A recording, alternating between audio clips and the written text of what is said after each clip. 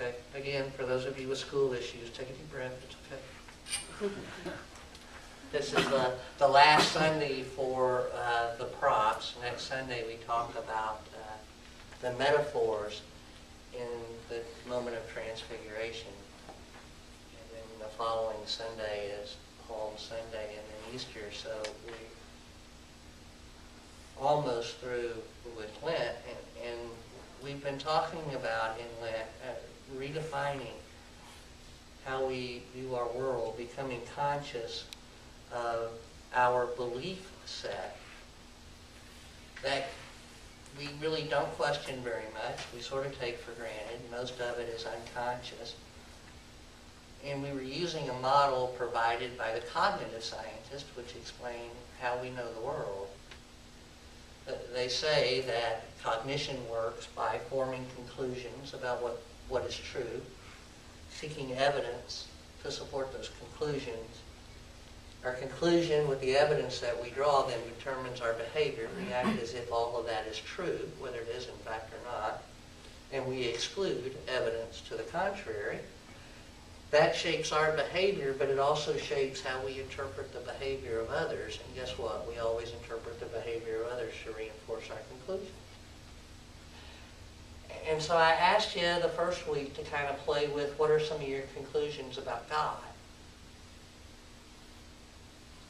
And what are your conclusions about life was week 2. Last week was what were your conclusions about other people? Inherently good, inherently evil, wounded, selfish, what? Or a mix of all of the above, like most of us. This week, I want to go here and try to find out what are your conclusions about you.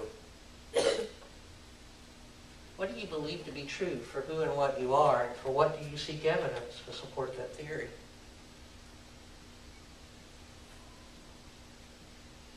I'm always amazed, particularly in Unity, when you ask people if they're creative. They immediately, oh no, I'm not creative. You know, I think creative is Picasso or Michelangelo or, you know, we are creative. It's amazing just listening sometimes, just casually on the street, to listen to what people say about themselves.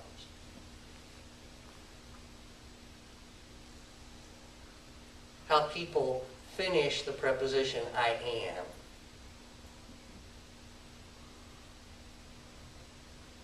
I'm hurt, I'm wounded, I'm struggling, I'm scared. You know, I've just never been good at math. I just don't get it.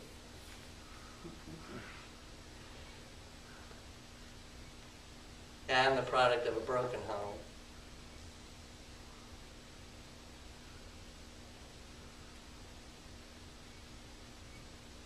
I'm just unlucky. Oh, I just never have figured out how to do relationships. I've just never found my place in the world. I don't know where I belong. I know there's something here I'm supposed to do, but I can't find it. Or it can't find me. And I'm skinny, and I'm fat. I'm ugly.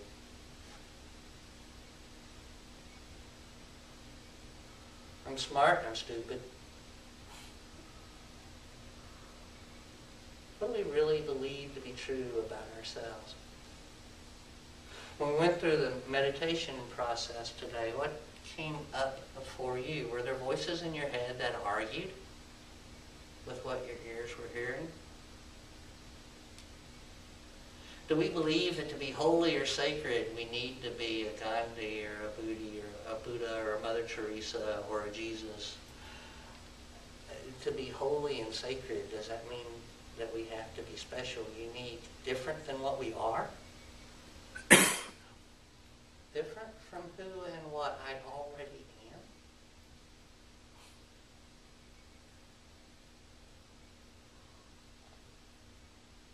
It came up for you when I implied in the meditation that you are loved more deeply, more fully, more unconditionally than your mind can comprehend.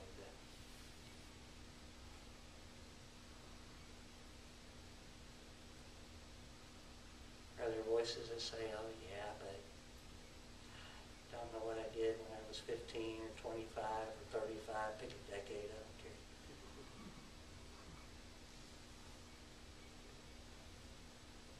What do you believe to be true about yourself? Who are you? Who are you really? Do you know? Do you know? New Testament scholars tell us that they believe that one of the principal reasons why Jesus was so often in such deep trouble with the Pharisees is that his entire theology was the exact opposite of the official Judaism in the day. You see, the Judaism of the day established the temple as God's physical home in the world. The literal, radiant, glowing being of God inhabited the temple. That was his home. The Shekinah glory resided there. To approach God, to touch God, to experience God, you had to go there. And for most lowly human beings, those not properly trained and sanctified, you were out in the outer court. You could get close, but not too close. And here comes this guy wandering around the desert for 3 years. No place to lay his head, no tent in which to sleep, and he's telling everybody, you're the temple of the living God. You're the temple. The Shekinah glory lies inside of you. And he found it in the oddest places. He found it with the tax collectors who were traitors and often incredibly dishonest. He found it with the powerless and the broken, the demonic and the demon-possessed. He found it with the sick, with the hurting, the frail. And he saw that Shekinah glory where all of the religious of his day said it could not exist.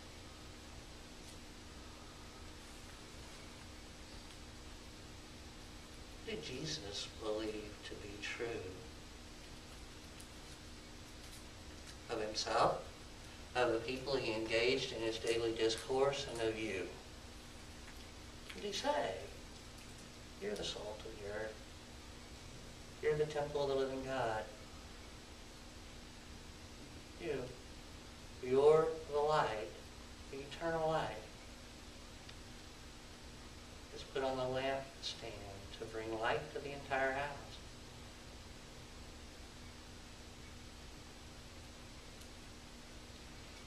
Every time that we deny that light, every time we say any so,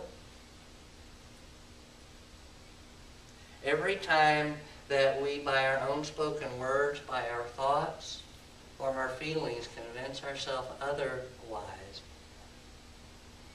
and I suggest to you that that's the true meaning of profanity. I suggest to you that we've taken the name of the living God in vain.